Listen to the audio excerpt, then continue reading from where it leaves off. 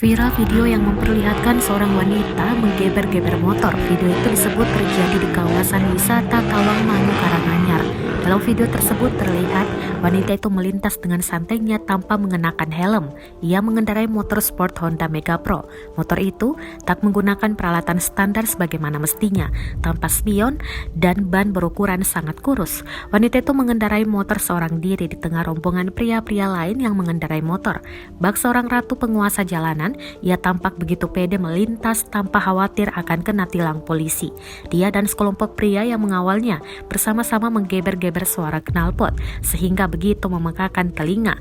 Video itu pun sukses memancing emosi netizen. Tak sedikit yang kesal terhadap kelakuan perempuan dalam video tersebut. Kepada tribunsolo.com, anggota Satlantas Polres Karanganyar, Ibtu Diki, mengakui pihaknya sudah melihat video tersebut. Ia mengatakan polisi sudah mengantongi identitas perempuan tersebut. Saat ini polisi tak mencarinya, tapi bila ditemui kembali melakukan ulah serupa di Tawangmangu, pihaknya tak segan menindak perempuan tersebut. Diki mengatakan perempuan tersebut diyakini bukan warga Karanganyar, melainkan berasal dari daerah Jawa Timur.